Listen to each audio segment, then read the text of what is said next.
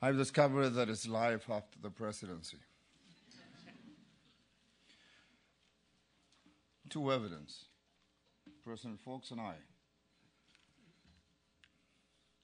It's a great privilege to be part of the Friedman Spogler Institute and the Center for Democracy, Development, and the Rule of Law, which have been very kind enough to provide me the degrees of freedom to process and digest such an intensive 10 years in politics. Now I'm beginning to understand how crazy I was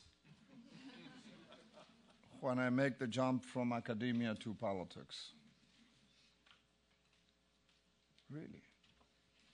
Stanford, the dish, the weather, high prestigious university. You have to be Michigan to be a good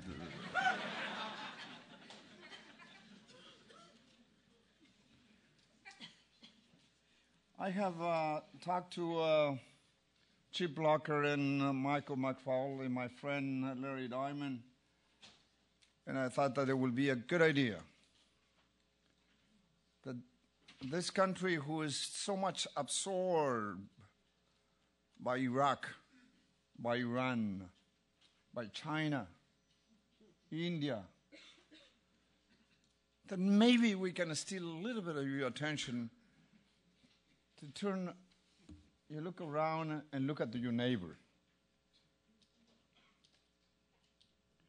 And we are also very impatient to have a new look at the United States, particularly during this presidential election. It is with great honor that I have the pleasure to present one of my colleagues, my friends, Marta Vicente Fox. We both coincide our presidential terms. He had one more year. He's 6. I'm just 5.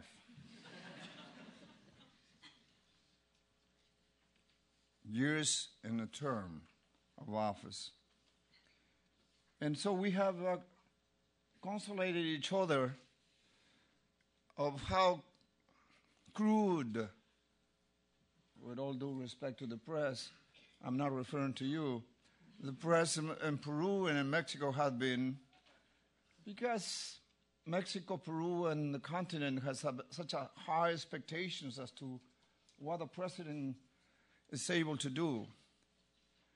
And so when I was fighting in the streets, leading a democratic coalition, once we concluded that task, and I had a headband and long hair walking in the streets. When I became president, people asked me, Cholo Toledo, you gave us democracy.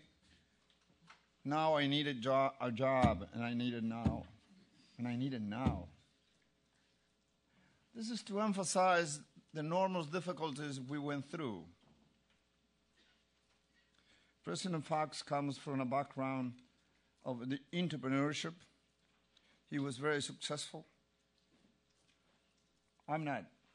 He was the CEO of Coca-Cola. I was CEO of China shoes in the streets. But we both loved our country and have a great dreams for the region. And I'm very hopeful. President Fox have done an incredible job in Mexico. We are not good judges of our administration. Let history say its word. But one thing I can say for President Fox, in 72 years, he was the only one who was able to win an election against a semi-democracy in Mexico. It was a president that also pay the price of a responsible management of the economy. It was the president who was able to handle the economy at the same time to take care of the social turmoil that is very representative of our region. The economy is stable in Mexico. The economy has not grown as fast as Latin America, but that's because it didn't come from a deep point. So history will judge him well. And I might ask Mike, FSI, I persuade them that what about we invite President Fox to share with us his thought, his experience in a country that is so close to the United States, so close that now you're trying to build a big wall. In any case, I'm proud to present it to you when time goes by, one of the greatest presidents of Latin America, President Vicente Fox.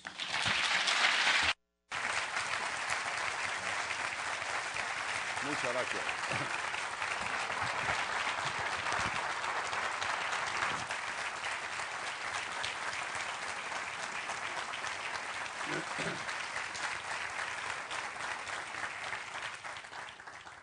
Muchísimas gracias, buen amigo Alejandro Toledo, colega presidente. And we found together that there's life after the presidency. And we're very, very active. You know, this is a new trend in Latin America. It's something well known here in the States that former presidents keep active, keep working on their values, beliefs, keep working for their nation and for the globe, for all of the world.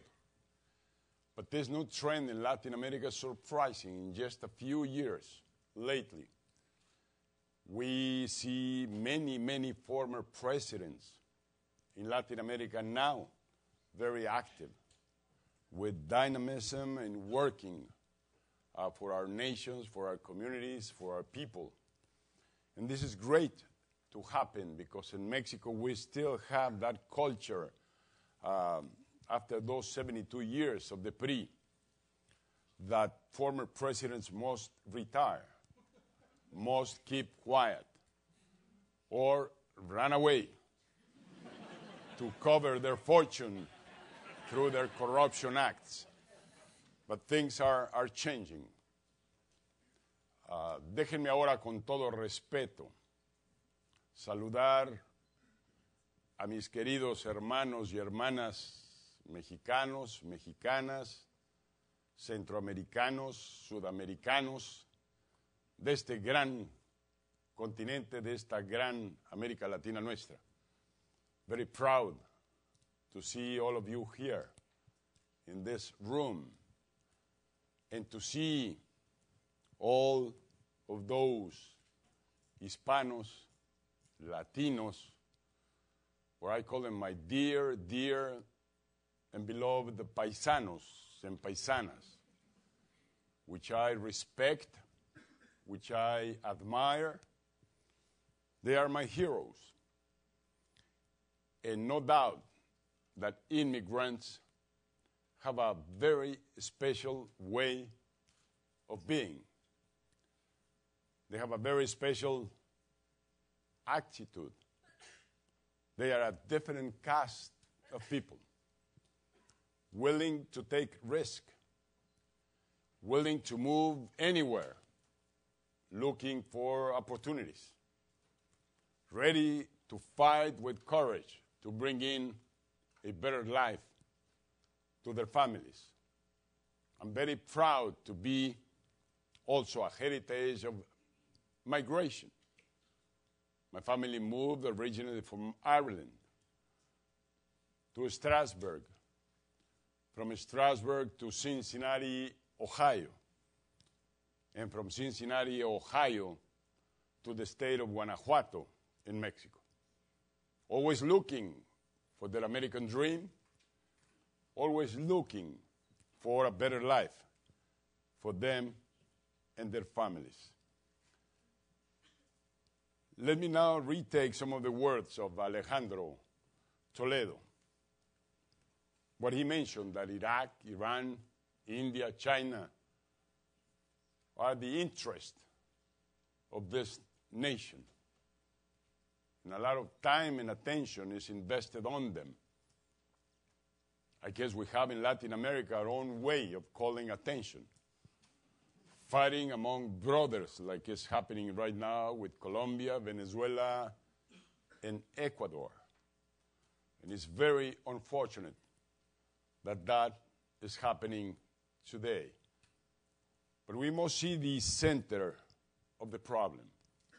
The center of the problem is that there is guerrilla there in Colombia. It's been there for over 40 years.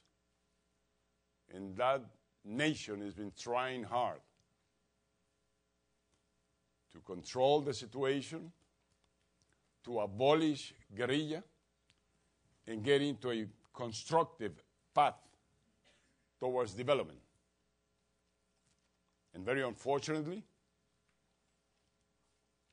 nations like Ecuador and Venezuela, or better said, not the nation, but their leaders have been participating. There's enough signals, information, and messages that they've been involved with that guerrilla.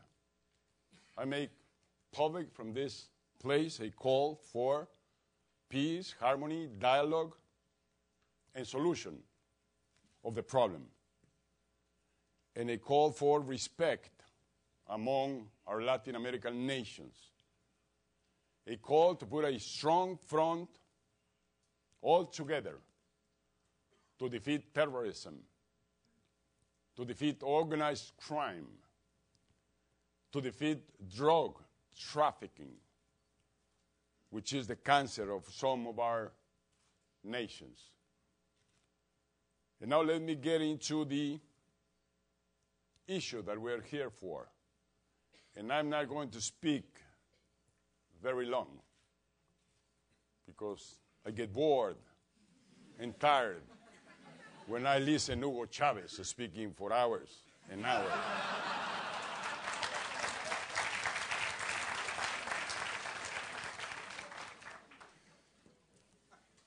This 21st century is the century of Latin America. And it's not only my deep desire. All signals and all information indicates that Latin America finally is ready to move ahead. And as I say this because it was very unfortunate what happened in our nations during the 20th century. When you look at the statistics and see our processes of development, they're very poor, especially when we compare with other regions of the world. Europe, Asia, even Africa, in relative terms, they advance more than our region of Latin America. And I will question myself why this happened. And I think the answer is easy to attain. We spend most of the century, our nations spent most of the century in hands of dictators, military dictators, in hands of authoritarian governments or personal dictators. And this took us into high levels of corruption and inefficiency in government and budget investments. But at the end of the century, we woke up and went into profound changes in Latin America. First of all, we democratized our nations. We got rid of the dictators and the authoritarian governments. And a good example is Peru with President Toledo. Another one is Mexico after 72 years of an authoritarian government. People decided to go for change. And change is a magic word, moves people into action. But we better be sure what is the change we're talking about and where the change is going to be taking us. And make sure that change is well-founded so that it works as is promised, especially when campaigning. So Latin America has consolidated its democracies. And in these late 80s and 90s, we also went into profound economic reforms. They were very painful to each of our nations, and they were more so with the poor, the lower income groups and families in our countries. They paid the price. But fortunately, today we know that democracy and freedom works. We know today that sound economic policies, responsible budget investing works. And we know today that stability, consistency works and renders results. Why I say this? Because the statistics show that. Today, Latin America is back to rates of growth of over 5%, close to 6% as a region. And that's a good pace of growth. But more important than growing, increasing per capita, as it has happened in the case of Mexico from $3,500 US 10 years ago to more than 8,000 US per capita dollars today. Also, income of families and people increased. But the most important accomplishment of Latin America is the reduction of poverty. If we take into consideration the measures used by the United Nations, the CEPAL and the World Bank, the $2 a day per capita establishing the line of poverty, and the $1 a day per capita income, the extreme poverty line. There are figures, very recent, that Latin America reduced by 10%, going from 45 to 35% the amount of families and people below the $2 a day mark. It's an important improvement. The case of Mexico, it's solid. The amount of people or families under the line of poverty, the $2 a day, now is 18%, coming down from a 45% 10 years ago.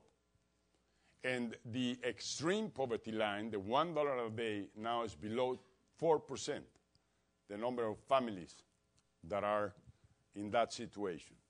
So people, by its own effort, poor because of their energy, their capacity, and their will to progress, have overcome their situation in these figures that I have already showed.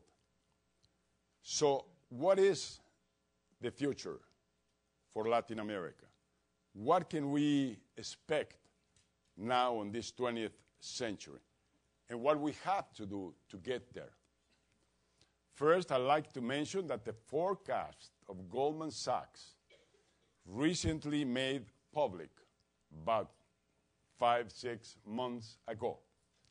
The forecast for year 2040 shows very interesting figures. Number one, the U.S. economy is not going to be the largest in the world as it is today. That is going to be China's economy with great difference over United States, which will become the second largest economy. Third economy will be India, and fourth will be Japan, which today is the second largest worldwide. And the fifth economy will be Mexico. And for some, it's difficult to believe. But to me, I'm certain that if we do the right job, if we work with consistency on the right path, Mexico will get there. Together with Brazil, we're both about the same size of economy. And all of Latin America will have this opportunity of growing and expanding, of reducing poverty and improving distribution of income. But this is not for granted. We do have big challenges, and we have a lot of work to do in the future. Number one, we have to consolidate our democracies and freedom throughout our nations. And democracy is not a value that is here for granted. It has to be nourished. It has to be taken care of. It has to be promoted. And this is what we have to do in Latin America.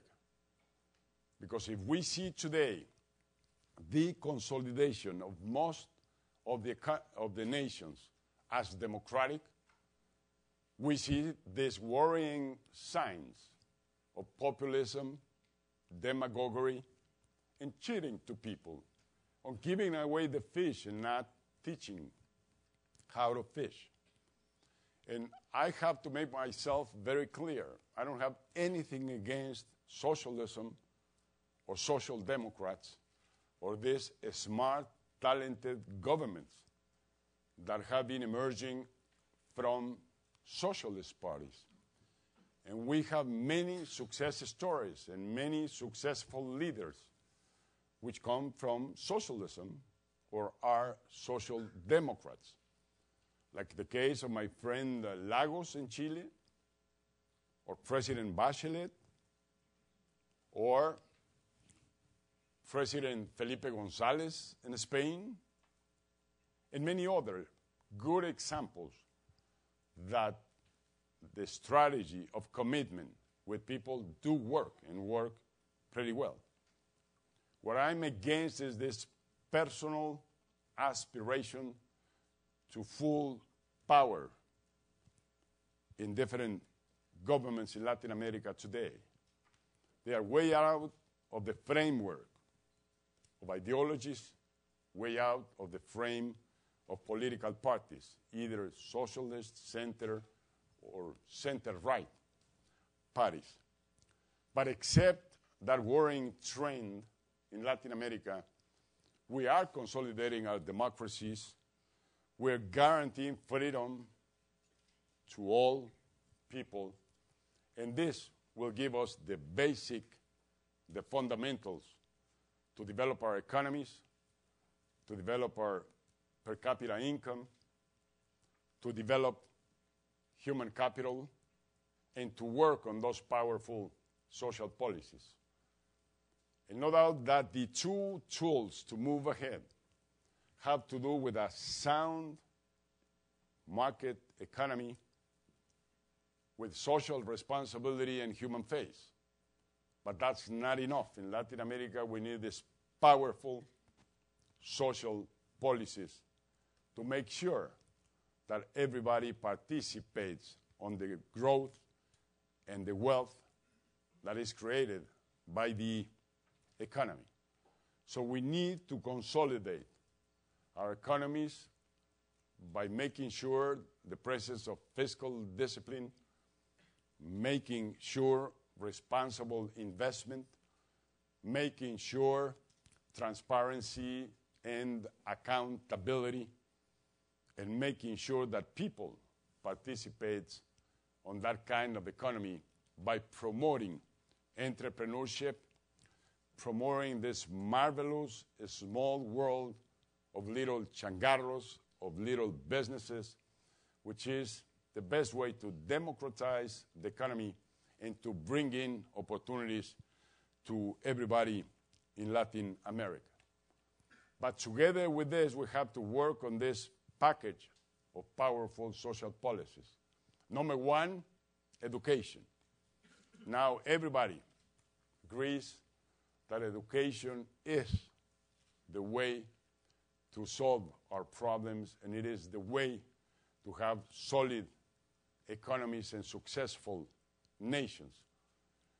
But the problem in Latin America is the capacity to retain every person, every young person and kid within the system.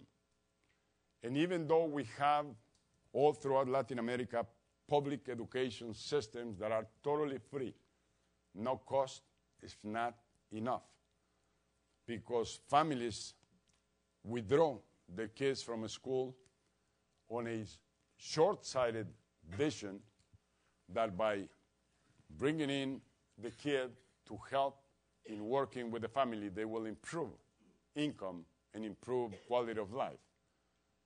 When the best thing to do is to keep kids in school, to commit with investing on them on the long term so that they will then bring in a real solution to the problems of that family.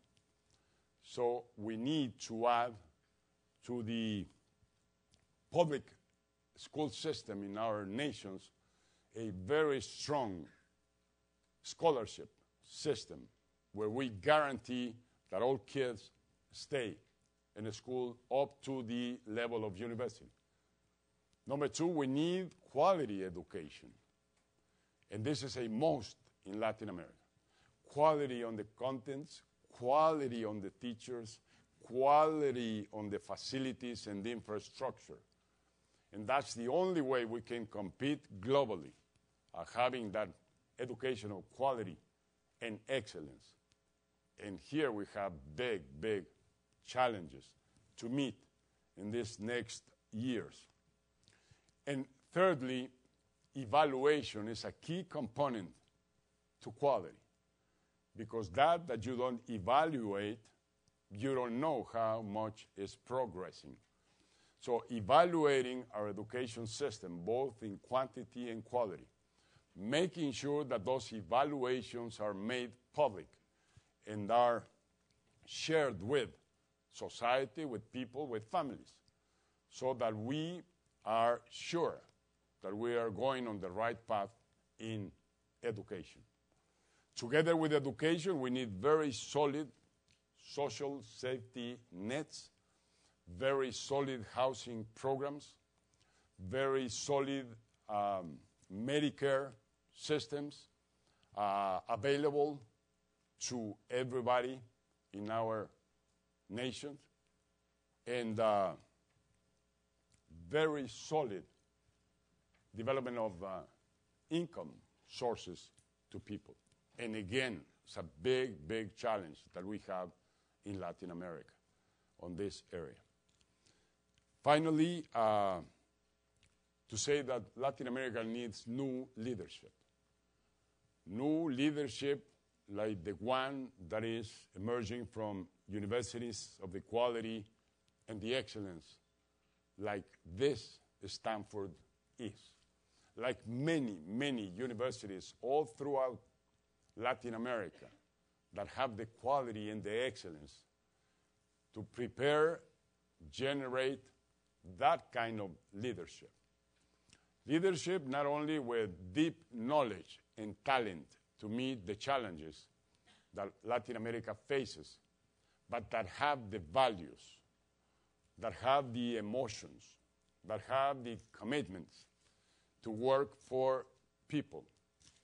Leadership that looks at the future, building a new generation, and not just thinking on elections or thinking on its own interest. That kind of leadership is the one we have to get all throughout Latin America. Today, only 22% of kids, of young persons in Latin America have the opportunity you have here in this university or here in this nation. So 4 out of 5 kids in Latin America move out of school before they finish their preparatoria or their high school. And this must be corrected. I say this because maybe leaders like you will be meeting these challenges. Even though we are talking about United States, because all of the American continent has to move together to meet the challenges of the future. And we need to build bridges between the North and the South. We need to tear off walls and bring in comprehension, bring in compassion, bring in an attitude of unity among ourselves. Latin America needs its talent back to our nations. There are many, many Latin Americans all over the world. President Toledo frequently speaks about this. This diaspora, this all over the world, and specifically here in the United States.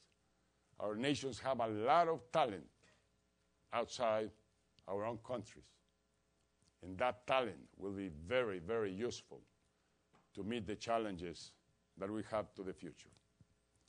A final word about this library, presidential library that we're building in Guanajuato, Mexico, for the first time outside of United States, for the first time in Mexico, first time in Latin America. We're trying to build a bridge to connect the North with the South. We're trying to build a bridge to connect the developed with the underdeveloped. A bridge for technology, a bridge for education, a bridge for research and knowledge. It's a challenge that is being built right there in Guanajuato. And any of you that will be visiting Mexico soon, and if you don't have plans to do so, please try to program a trip there. We would love to show you what is going on there and what we're trying to build and who we're trying to associate with. All these former presidents of Latin America, we are encountering each other very frequently. Just 2 weeks ago, I met with President Toledo in Panama.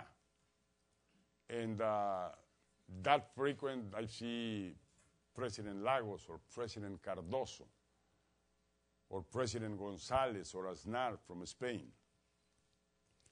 And we're trying to conform a group that is highly committed with Latin America, trying to build up and implement the democratic and social agenda for Latin America for the next 20 years. And this is an initiative of President Toledo. He was explaining to us today that all that wisdom and talent comes out when you walk on the forest, on this community of Stanford, when you and have lunch with smart, talented people like we did today, when you sit down and reflect so that you develop ideas, so that you share those ideas with other groups here in campus, is that where those ideas take form.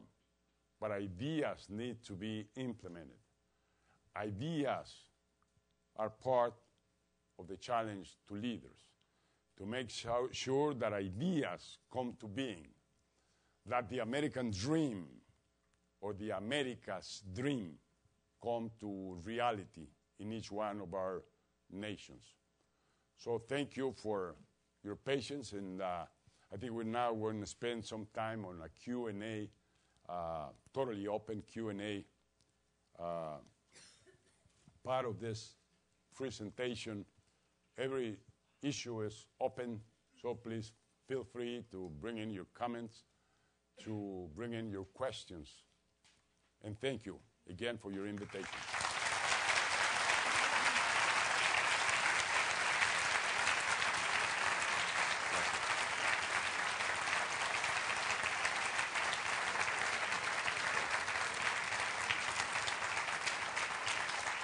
You just do the Q&A yourself? Is that okay, or do you want me to do it? Please, please. Okay. So I'm Michael McFarland. I'm the director. I'm President Toledo's boss. I'm not so used to having a boss. I'm going to help with the Q&A. We do have microphones on the side, so we need them to get to you before you speak. And I think it would be courteous if you introduce yourself before you ask your question. Actually, I think there was one right on the side over here. Please. Well, first of all, I would like to thank you all for organizing this. It's very important for me, especially being from Latin America and even more so from Venezuela.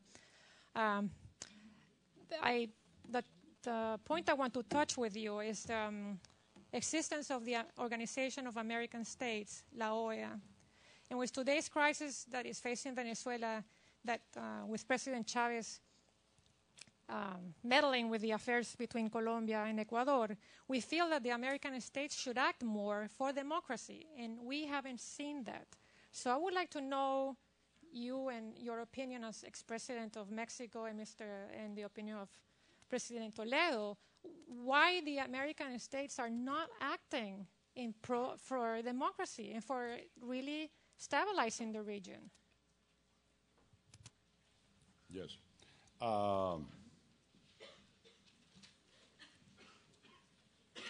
These global institutions, and in this case, this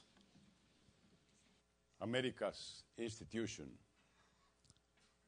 according to my understanding, have to be renewed, have to be re-engineered. Although they have their charter, they have their mission, they have their obligations, we see pretty frequently this vacuum. I'm also speaking about the United Nations and other global or regional institutions. Part of the problem is that they don't have teeth to represent and to act. So, yes, I'm always for multilateralism and the obligation of these institutions to immediately get involved and try to convoke all different actors to dialogue, to problem solving, and to harmony, which is needed. I'm sure that the Organization of American States will play a role. They have already been convoked. They already have appointed a date for their first meeting, and I hope they will be of use. I also hear many voices of different leaders in Latin America and different nations willing to participate, to promote dialogue and solutions. That's the democratic way of approaching. I think it has to be made clear that terrorism and guerrillas are pretty difficult to explain and pretty difficult for a nation to progress with them. The best approach will be the dialogue and solution of problems. Who's in the far back? Oh, you have the Thank you again, President Fox, for coming here to Stanford. My name is Hirav Gandhi, and I'm an undergraduate here. It's nice to be in the Graduate School of Business. You spoke about, I think you made a reference to the giant fence that is planning to be erected between the United States and Mexico border. There's been recent proposals in the Congress and the Senate here in the United States.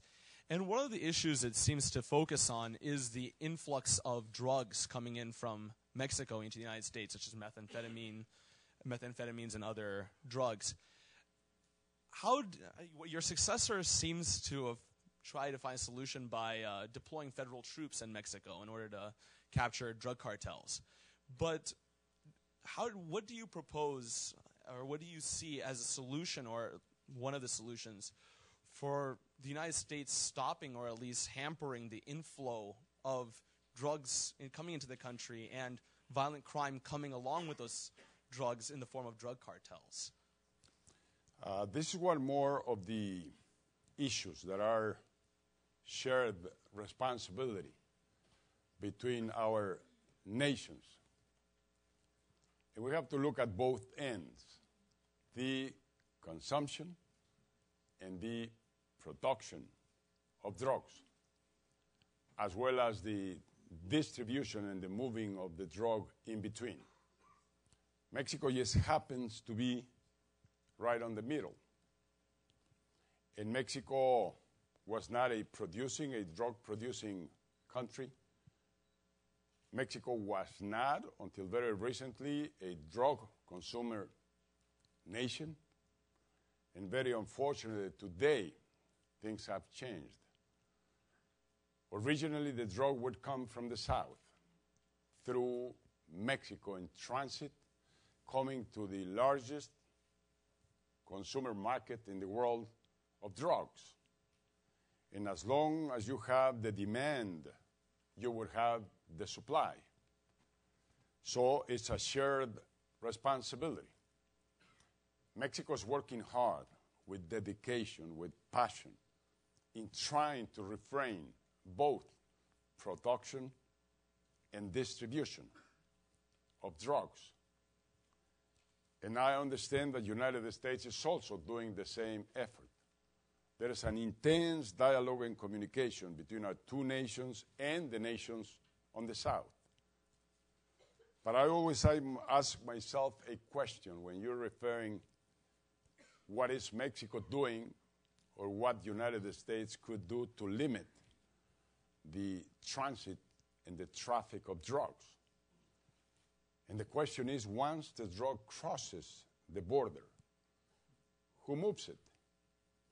Who takes it to New York, to Chicago, to Seattle, to San Francisco, or to everywhere else in the United States? And this is not a case to blame each other. The case is we have to work together because it's a highly complicated issue. It's a threat to our nations. And Mexico is paying a severe price right now, undergoing this war. We're in the middle of a war. Every day you read on the Mexican newspapers, tens of people killed among the same cartels. And you see this war between cartels and government. And many people are being killed every day, every week, every month. But I think Felipe Calderón, number one, is called to be the best president that Mexico has had. He's a young person with talent, with experience, a Harvard graduate. He could be a Stanford graduate. With all the capacities to meet the challenges that he is got. And he has taken this very firm step and government commitment to make sure that drug cartels, organized crime is defeated in Mexico. And being on the middle of this war is the best signal that the strategy will work. And that at the end, government will succeed and Mexican people will succeed. And he's taking the step, and we started with that. At the end of my government, it was very complicated, of transferring, of moving those that have a commitment with U.S. justice. And by extraditing them to United States is part of the solution that President Calderon is looking for. So at the very end, I'm absolutely sure and convinced that pretty soon we'll see this problem under control in Mexico, and that hopefully drug consumption will be reduced by affecting the supply side of the drug. But still a greater effort has to be done to reduce the demand side of the equation.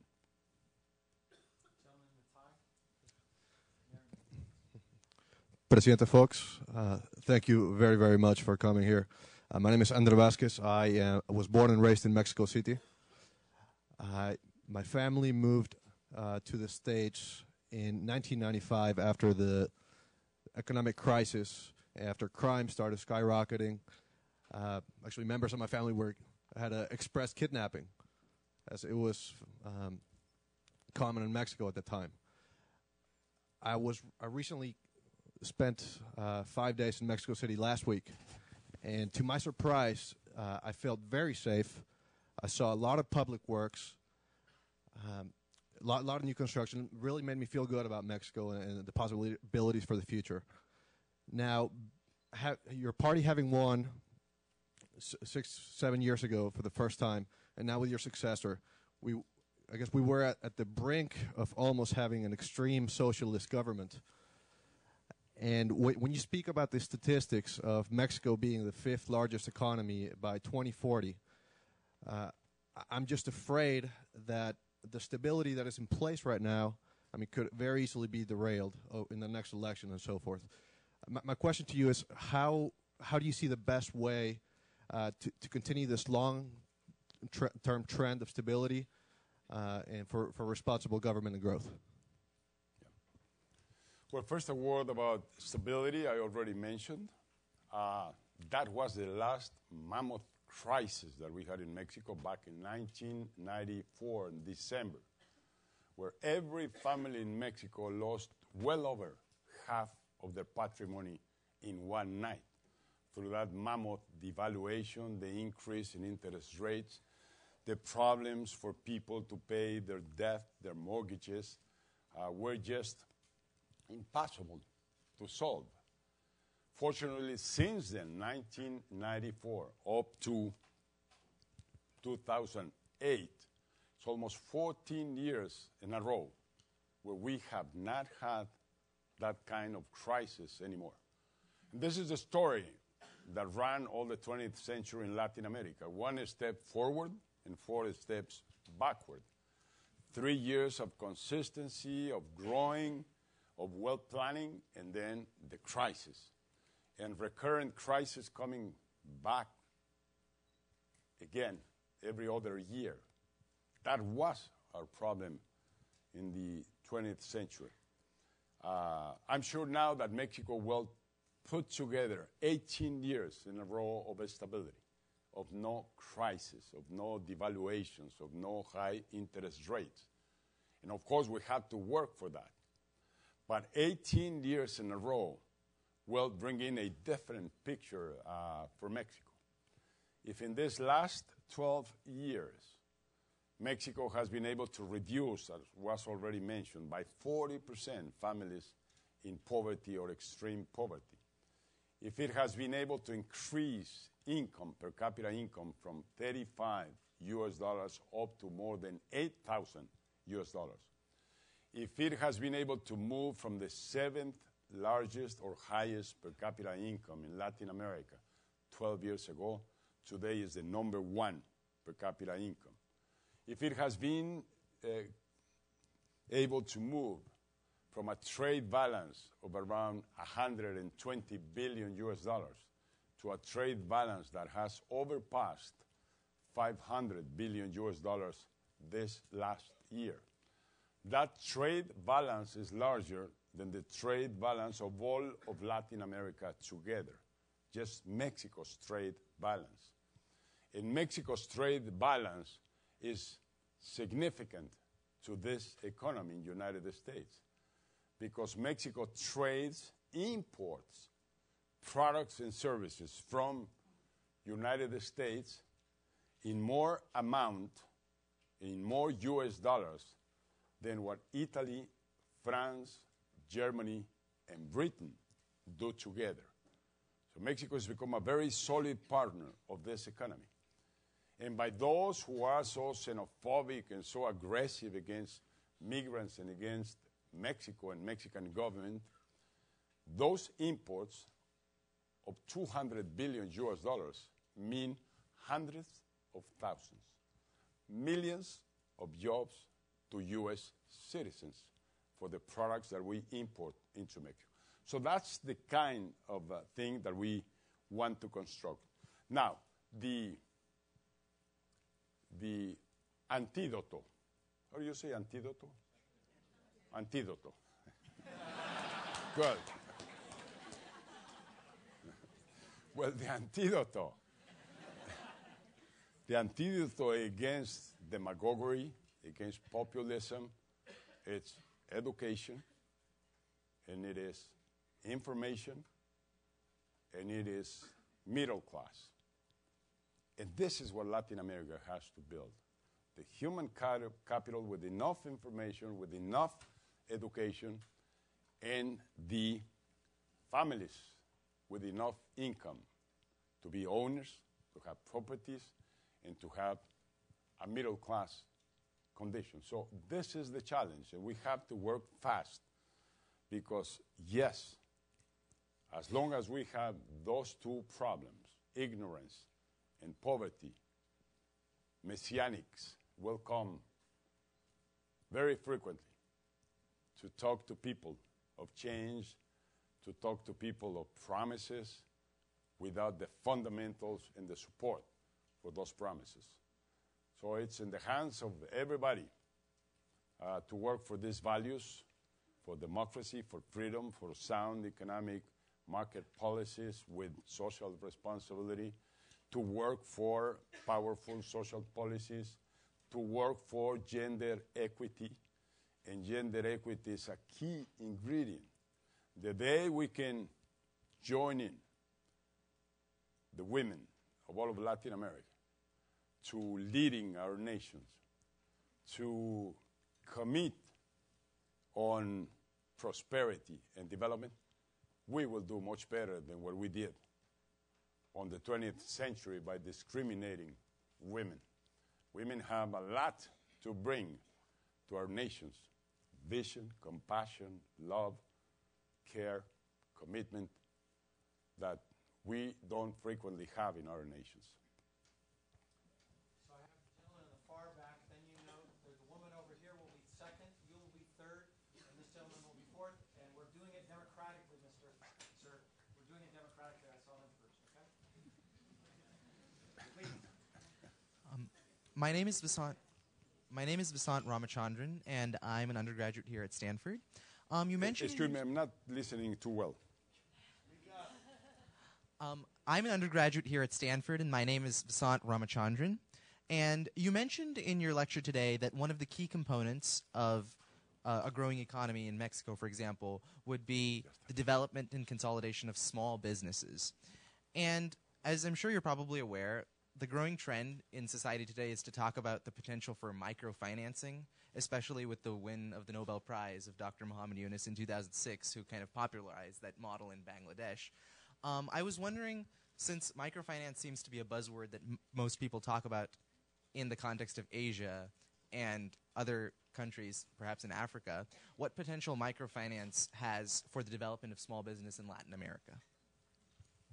Bingo, and that's the answer. I do believe pretty much on that strategy. I'm proud to be a friend of Mohammed Yunus. I know him since 15 years ago. I think he came with one of the greatest tools to defeat poverty, to dignify women and persons all over the world. And it's a key strategy. Figures.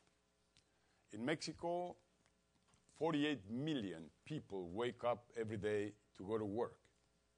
Every day. 48 million out of the 105 that we are all together. And out of those 48 million, only 15 million work and have a job, a permanent job, with a corporation. 15 million. 2.5 million have a job with government. So we have 17.5 people working with social security programs, earning a salary every week, but the rest is entrepreneurs, it's underground economy, but it's people that also wake up every day to go to work and make a salary. That energy of those 30 million is impressive. And many people claim that they should disappear, that they should not be allowed to exist, to work, or to have their small business on the underground economy. But those who claim for that have never brought an answer to the problem. Where are these 30 million going to work? I don't think that they will ever get a job in a formal corporation, those 30 million. So we have such a richness there. We have so much human energy there that if we can put it to work, the economy as a whole will be very successful. What we need, what you already said, a financial system. When I took over in government, only 30% of Mexican people were bankable. 70% were not, had never crossed the door of a bank. Today, it's well over 80%, those who are bankable, those who have a credit card, those who have a check account. So it's close to 80% today. And that's a big change. And that's what we have to keep on working, building a successful democratic economy through this entrepreneurship and through this massive energy that our countries have. We have to do it orderly. We have to bring in a legal framework for it to be productive. But that's in our hands to build. And we have to give them also a system of safety net, of Medicare, of access to a home, of access to schools. And that's what we have to work on. The woman in the back, and then Aisha, the gentleman right here next. Okay? Hi, my name's Alice Nam. I'm an undergrad here at Stanford. I only asked this question because 2 years ago, I was a volunteer with an NGO in San Francisco de Rincon in Guanajuato, and that was summer 2006. And since there was a question earlier about elections and stability, I was wondering if you had any insight about the last election and about what happened and what your government did to sort of restabilize the country and at the same time address the needs of the people who are unsatisfied with the results of the election. The question is? What did you do about the last election, and how did you stabilize the situation after the election, particularly those that voted for the other candidate? Yeah.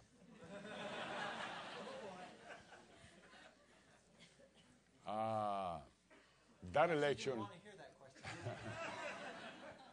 that election 2006 put on proof our institutions in Mexico. Because number one was a very tight election. The result was for the minimum difference. And although we all know that in democracy with one vote you win, many times it's very difficult to assure that that vote was fair and was equal opportunities to all participants. So it becomes very difficult when election processes are so tight. And by the way, most everywhere in the world that's happening today. Happens in Mexico. It will happen in Spain when you see the polls there. It's really, really tight. What is going on here on the Democratic primaries, same thing. So each time it's more and more difficult for our institutions to make sure that we have fair elections and that every single vote is counted. Number two, we had a participant that although he claims that he's very democratic, at the very end, he doesn't like any results against his cause or his participating. And he challenged every institution in Mexico during that year. He challenged the Supreme Court. He challenged the electoral authorities. He challenged the president. He challenged the legislative. And fortunately, our institutions came along. And I'm very proud of those institutions that we have in Mexico today. By the way, these institutions, the electoral institutions in Mexico, were called by the United Nations to prepare and develop the whole electoral process in Iraq just 4 years ago or 5 years ago. So they do have that capacity. What I did myself, behave like president. In Mexico, the president today does not have anything to do or intervene in the electoral process. In Mexico, if I would have done what President Bush did this morning, I would have been accused by everybody of being undemocratic or being misleading the electorate and moving the election to my own candidate. But this is a misleading culture that we have in Mexico, because I don't think there was nothing undemocratic on President Bush's attitude this morning. When you have a mature democracy and mature electoral processes, that is welcome. There's no problem with it. And at the very end, you know the results, 250,000 votes difference. We have 1.5 presidents in Mexico. Well, I should say we only have one president in Mexico, which is Felipe Calderón, and another person saying that he is also the president. And, but again, the key factor is that our institutions proved to have the capacity to handle very difficult situations. Thank you for the democratic opportunity. Señor Presidente Fox, muchas gracias por haber venido. Good afternoon, sir. I'm Nahui Olin. I'm a reporter based in San Jose, California, for a bilingual newspaper. You mentioned a lot of things, and I will have to have the opportunity one-on-one because I have so many questions. But I'm going to go to one, just one. You just inherited, I think is the right word in English, the NAFTA deal. Now the beans and the corn subsidized here in the U.S. and Canada is floating, not just Mexico. Pretty soon will be Peru too, where it's called chocolate, if my memory is not that bad.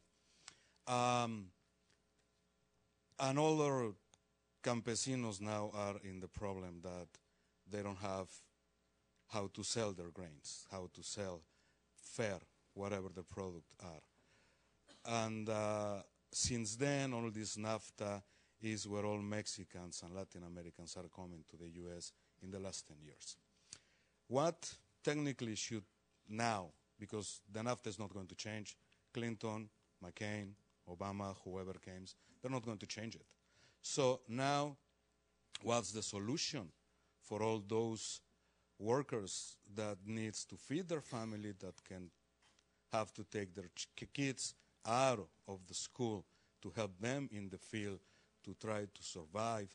And, you know, there's no way to get education if your stomach is empty, because here is, you know, healthy people, wealthy people, but not all of them. So what is now the step in all Latin America to deal with this NAFTA totally unfair? Thank you so much.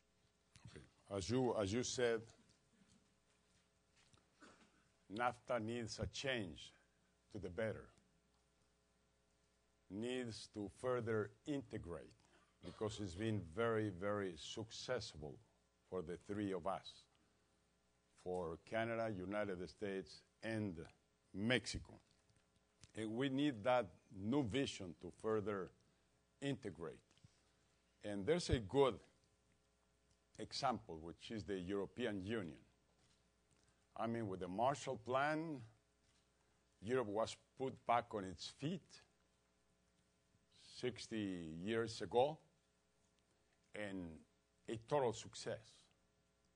This process of uniting, this process of integrating, nobody can deny that it's been very, very successful.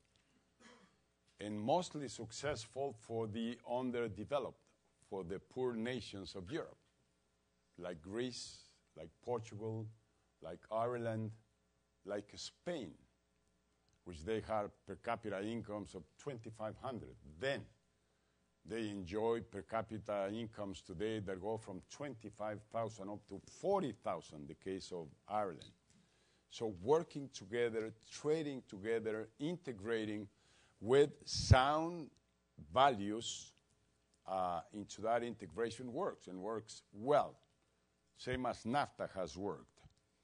Now, today Mexico has a strong superávit on our trade balance with the United States, close to $100 billion superávit in favor of Mexico because of NAFTA.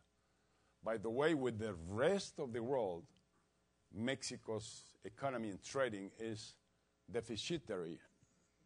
It's with a deficit with the rest of the world. But with the United States, because we have NAFTA, it's a very strong superávit. Even in farm products today, the trading between Mexico and United States is in favor of Mexico.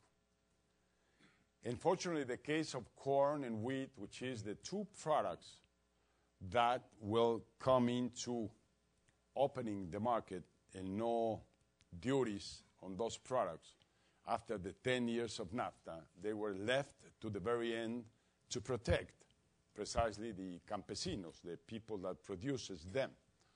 Fortunately, Mexico has prepared itself for this situation.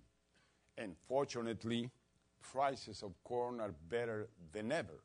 They have never been as good as they are today because of the demand, specifically coming from China, because of the fuel, the biofuel coming from corn, bioenergy, which has increased prices of corn way beyond what they have had historically. But I still question myself if it is a good trade-off to trade food for energy, when I think that we should be developing alternative sources of energy, not derived from food, because everybody's excited about getting gasoline out of corn. But what has happened with that is that tortillas are more expensive than ever. And corn is becoming very expensive. So I don't think it's a wise decision on the long term. On the meantime, the vanguard on this field is Brazil. Brazil has a very, very strong, interesting, and up to now successful policies in diversifying its sources of energy, and mainly by going into bio energy and by getting out of corn and out of other products that they have, other food products. The claim is right now that they're creating jobs in rural areas that did not exist before, and that is true. That they're expanding their frontiers of production way beyond what they had before, and that is true also. So for the meantime, it seems a very successful strategy. Again, this is a personal point of view. I'm not sure if it's going to be so wise of a decision in the long, long term in the case of energy. All right, this gentleman next. And when you ask your question, can you then pass it to the woman in the orange? 6 down, 7 down. Okay. You show me. Mr. President, it's an honor to have you here in Stanford. My name is Gustavo Blecher. I was born in Argentina, but I'm a citizen of Mexico right now. I'm studying here at the Graduate School of Business, and my question to you is, during your government, you tried to pass very important reforms in the energy sector, in the tax policy sectors, and the opposition, then the PRI, block it, sometimes without logic grounds. And Felipe Calderón's government is facing the same problems with an opposition, in this case, built mainly by the PRD. And my question to you would be, how do you build on that, respecting the democratic institutions, and how do you keep the people's support and trust if Acción Nacional is not able to get those reforms that the country needs? Thank you. Yes, very important question. I tried hard during 6 years. Those 4 reforms, the energy reform, the tax reform, the labor reform, and the pension plan reform. We advanced partially on the pension plan reform.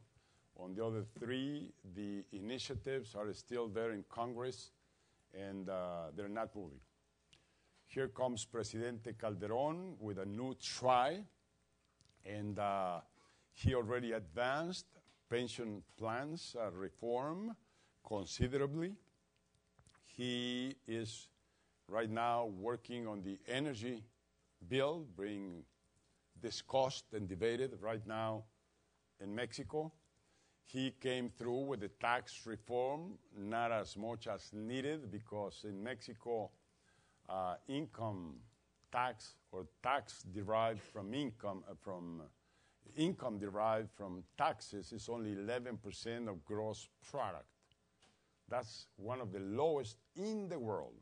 In the world. United States will be on the range close to 30% of gross product as fiscal income. Europe moves on the range of 40% or higher. Argentina, Brazil move on the 25 to 30%. And Mexico is still on 11%. And that's why we're milking the cow of oil.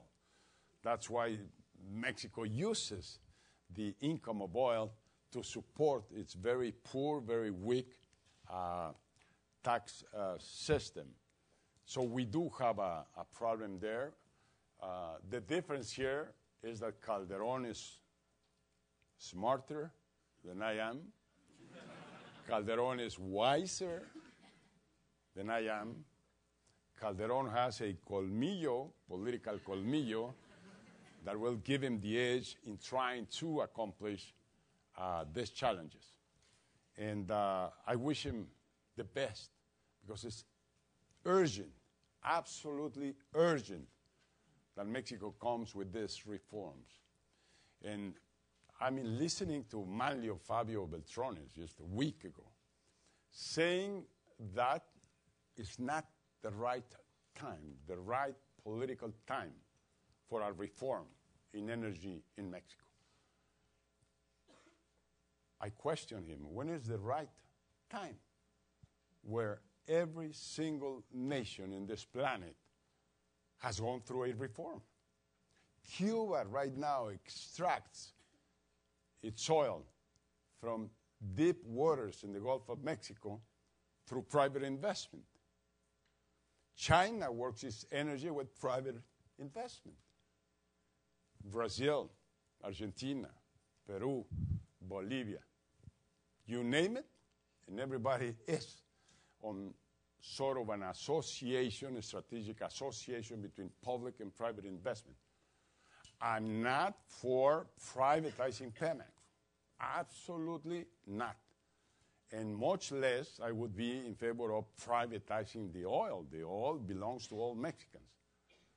But that makes a huge difference from the position of not accepting private investment. We today, we that are tall, now we can see 10 years from now, and Mexico will not have any oil to export. 10 years from now. 10 years from now. We'll only have oil to provide for its own needs.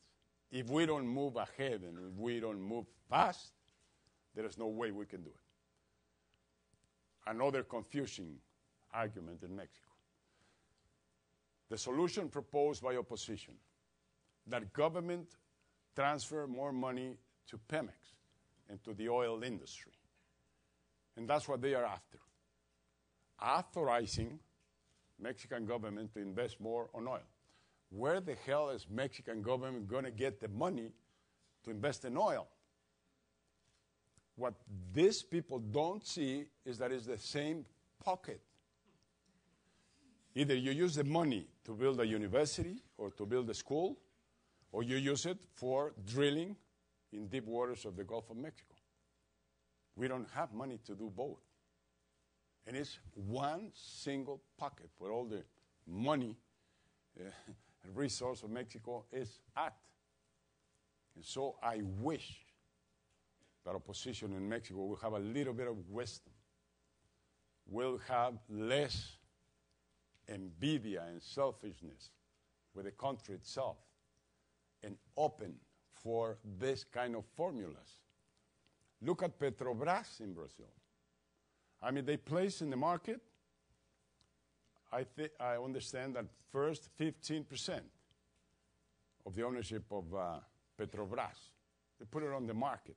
The rest of money to invest for years and years. And then they went a little bit further. They have not lost the sovereignty, the property on the oil resource. And on the contrary, I wish we could compare Pemex and Petrobras, and we will see the difference. What a difference it makes when you have money to invest, when you have rigorous administrative boards and management in a company, which Petrobras is obliged to have because their stockholders are the people. And Pemex does not have that transparency and that accountability. So in Latin America, and specifically in Mexico, we have to take decisions, and we have to take them fast, or we'll be in problems. Hello, my name is Ana Diaz Hernandez, and I am actually a citizen of Mexico. I've been living here for the past 8 years. But as a victim of the brain drain from Mexico, I was wondering, kind of regarding his question, what are the incentives for people living here to go back to Mexico, especially regarding, there's still corruption, there are still problems in the academia. So if you could address that. Yeah. By traveling here in the United States, I get the feeling that there is very little information about what's going on in Mexico and what's going on in many of our Latin American economies. I gave some figures. We're not doing that bad. And the claim is why Mexico is not creating the number of jobs to retain our own people with their own families in Mexico. And there are several answers to this. Number one, we come from growing at 3.5% our population every year. Somebody spoke about China here. In China, they came out with a law years ago that no couple can have more than one kid in their life. And now they're facing the problem of a huge reduction of their energy, their working force that they need today. There is no economy in the world that can cope with a population growth rate of 3.5%. It's just too many mouths to feed, too many homes to build, too many spaces in universities to have. That economy is pretty difficult that it can do that. But yes, we learned the hard way. And now, instead of growing at 3.5%, Mexico is growing at less than 1%. And as a matter of fact, Mexican population doubled 3 times during the 20th century. We went from 20 million to 40 million to 80 million to 105 million in 1 century. That will never repeat again in Mexico. That will never repeat again. We will reach and level at the maximum of 135 million Mexicans. We're 105 today. So we will go up as high as 135, and this is real projections with hard facts of what's going to happen. And so that's what is expecting Mexico. So pretty soon, Mexico will be using all of its working force and energy to support our growth and our economy. And I don't think we're going to have people to share with other nations. Still, it's very important to keep open the opportunity for any person that has aspirations, that wants to migrate, that wants to move somewhere else. There's hundreds of Mexicans in China today looking for opportunities, working there, putting a small business, and doing their work. And same thing is true most everywhere. And but then population growth has been a limiting factor in Mexico. Number three, what I said, as well as other Latin American countries, spent the 20th century in hands of authoritarian governments or corruption or military dictators. It happened to Mexico. It happened to Mexico. And we lost our best opportunities. I remember I was a kid then, and maybe some of you remember, that the 60s, part of the 50s and the 60s in Mexico, crecimiento con estabilidad, growth with stability. That great man, Ortiz Mena, that later became the managing director of the Inter-American Development Bank, he was a genius running the economy. And we grew those 12 or 14 years at rates of 10% on the average. So we did have our opportunity, but later came this wise guy called Don Luis Echeverria, our first populist president. And he told Mexicans, wait a second. We have to change. We have to move to another model. And he said, let's take a left turn. And he took Mexico all the way to the left on a very populist proposal. 35 years later, we're still paying the price. And I think that Venezuela and Hugo Chavez should look at this case to learn that you have to invest the oil money in infrastructure. You have to invest the oil money in education. You have to invest the oil money in building a very strong manufacturing capacity of the nation. You have to invest the oil money in technology and not give it away. He likes to give away the money because it's not his. It's the Venezuelan people's money. But he puts it, he just throws it away. And not only in Venezuela. He intervenes in most electoral processes everywhere. He sends money here to support there, to do this. And that's what I said, and I sustain it, that he's been too close to the guerrilla and that he's part of the problem, and he's not part of the solution.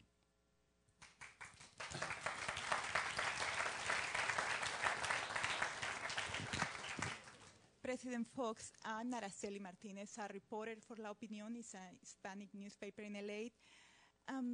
No one can deny all the accomplishment that you could get during your government. But at the same time, we saw a huge exodus of Mexican immigrants coming to this country during your government, during your term. There are some figures from Mexican institutions like INEGI that said that we saw like 500,000 Mexicans coming every year. And many times during my job, when I'm reporting on the fields, I had talked many Mexicans, and when I asked them, do you have a job in Mexico? Most of them tell me that they have a job, but the money that they receive is very poor, 70 pesos per day, 100 pesos per day. So I don't know if you had time to reflect about your government. What means, and indeed what Mexico needs to do now to stop these huge quantities of Mexican immigrants coming here and working here like the new slaves of this country with no protection at all. So what Mexico needs to do to stop this exodus? Thank you. Yeah. Thank you for your question. Alejandro and myself, we love press everywhere.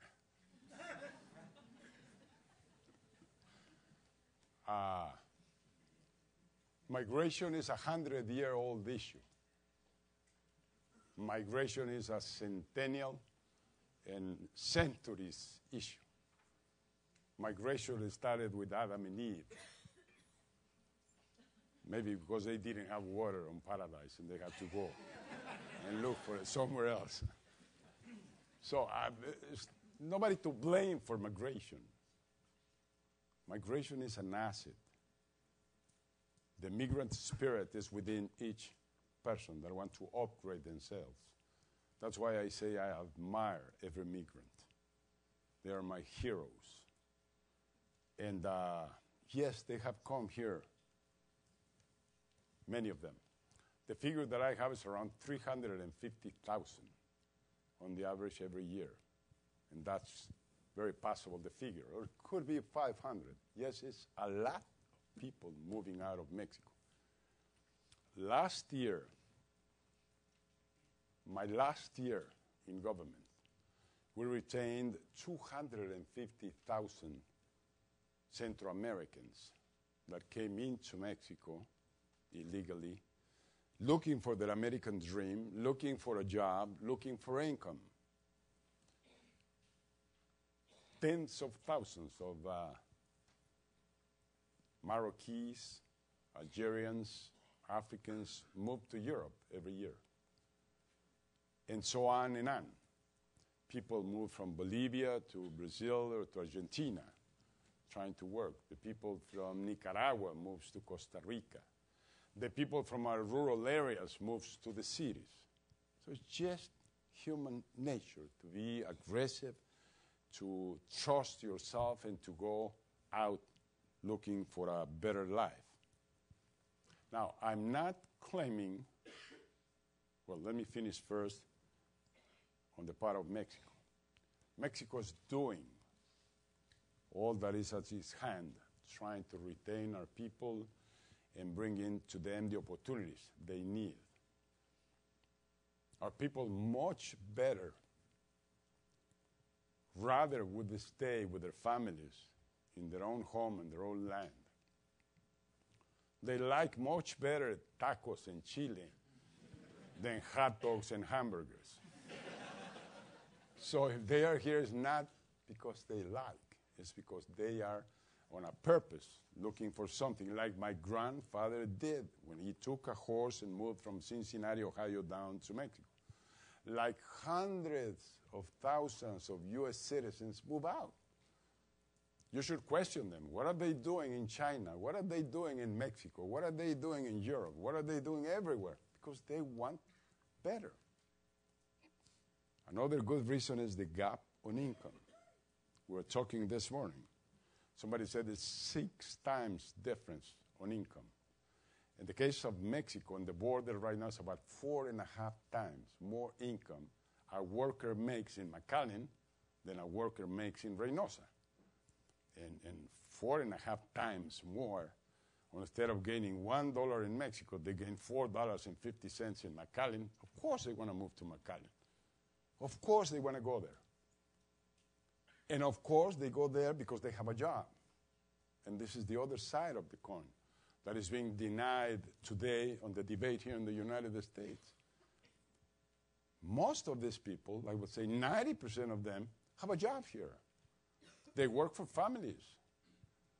The homes of those who are campaigning right now that are going against migrants might be provided by, supplied by, or worked by a migrant.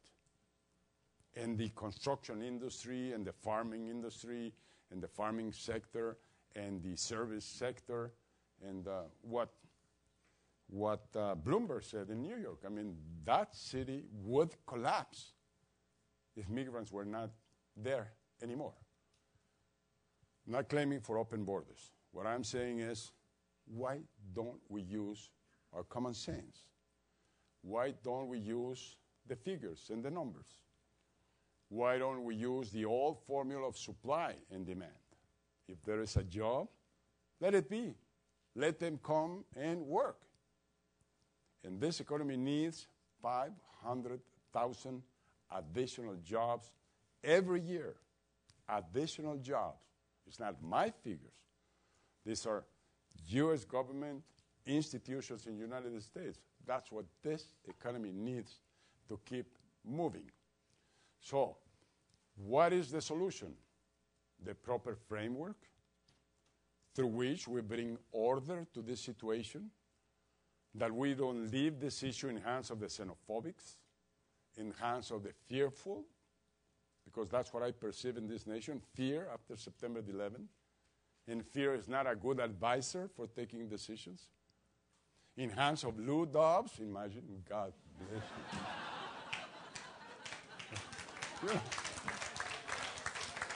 you. He is running the debate. And he's extremely aggressive against Mexicans, against Mexican government, against migrants. So, the absence of decisions, those in Congress, federal Congress, because this is a federal issue. It's not a local issue. It's a federal issue.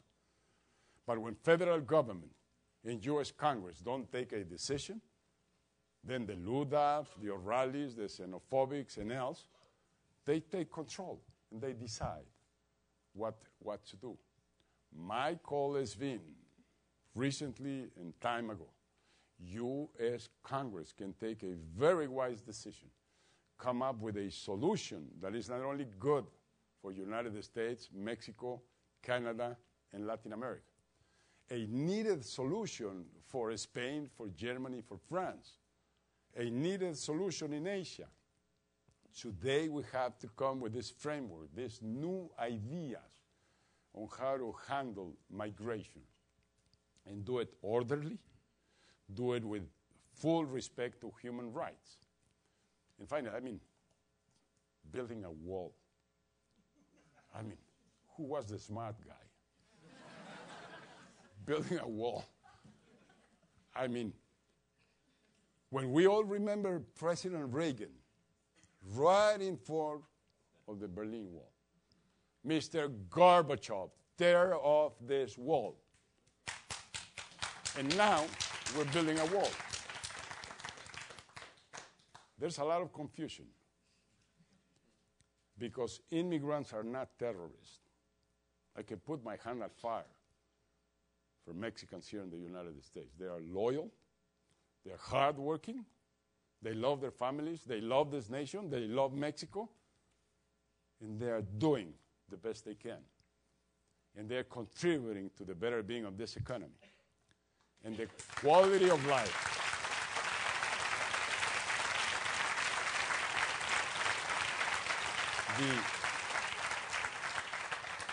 The quality of life that U.S. families enjoy mostly comes from these hard-working, loyal people.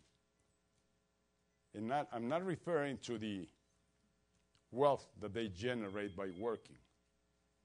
I'm referring to the love, the care, their attitude to treat a sick old man in a hospital, to attend the customer that is buying a McDonald's, to clean the bathrooms in the hotels. They're bringing quality of life to this nation. And I wish pretty soon a reform will come along. And I don't like the way the debate went on in relation to this issue and to NAFTA here. Because politicians have to think long term, have to make sure that they're working for the next generation and not for the polls or for the next election, which is what we heard here happening. Now, I know politicians. I know myself. And when you're campaigning, well, you give yourself some freedom. You open your mouth and you say a lot of things. And then you try to cope with what you said and you committed. But first, you have to get there. And so I understand what is going on. I respect a lot la opinión. I know what you do for our people here and how you support them.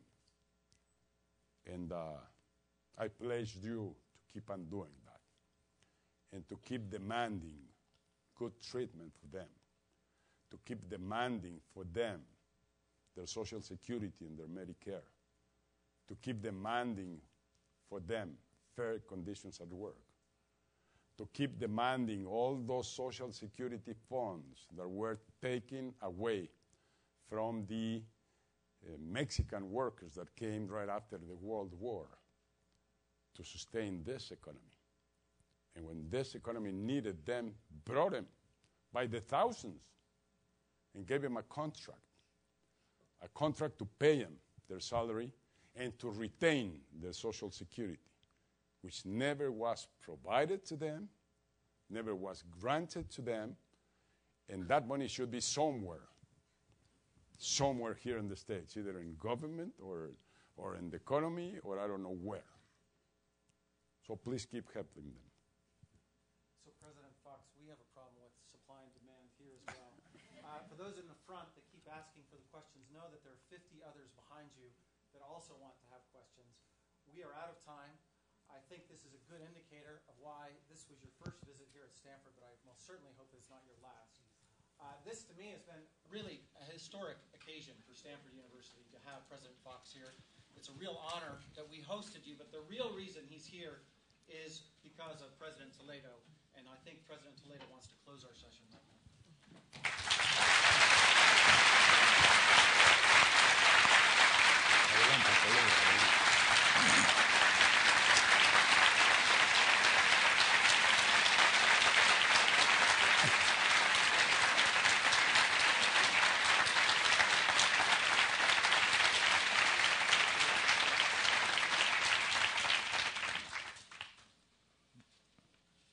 This is truly a very strange feeling because I never thought that could be Jon Stewart of The Daily Show. Normally they introduce me before I talk. But it couldn't have been such a privilege to do this for the first time for my friend Vicente and Marta Fox. You have inspired a lot of people. Academia, by definition, means to have different points of views, and it only requires the level of tolerance to entertain our differences. If somebody has the truth under his sleeve, he has no chance to learn. Let me reinforce something that President Fox have said in order to conclude this session.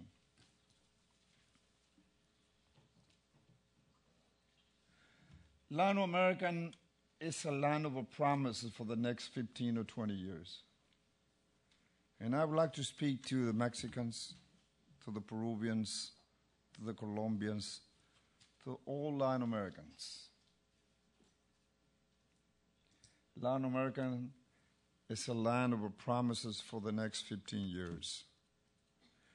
You that have the privilege to attend such a prestigious university as I accidentally had that opportunity, I beg you to prepare yourself to go back to Latin America. The region needs you.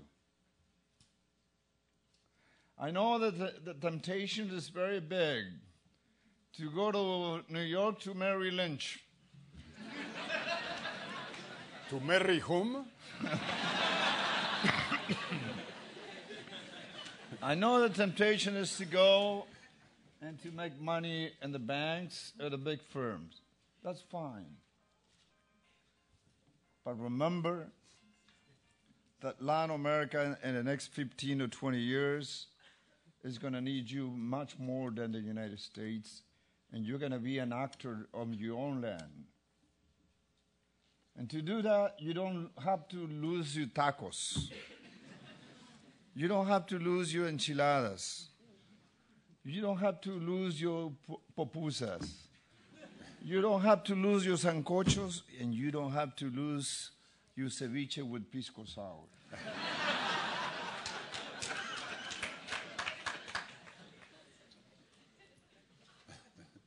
The continent is putting a lot of faith in this human capital that is in a diaspora in the world, and it's in the responsibility of the leaders of the region to be intelligent enough to create a scheme to attract them, to provide them the facilities and the relative income so that they can realize themselves and their own lands.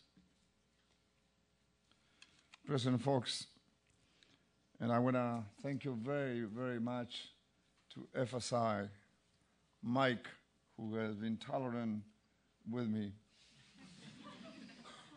Larry Diamond. I wasn't quite sure about Chip Blocker because I couldn't read his expression, but he has been extremely generous. If we have brought President Fox, believe me, maybe we can have President Lula. Maybe if we can expose the experience of those who have already went through the responsibility of conducting the destiny of our country, maybe we can persuade you to go back to Latin America. I wouldn't have said this now if I wouldn't be the first one to go back to Latin America. Thank you very much.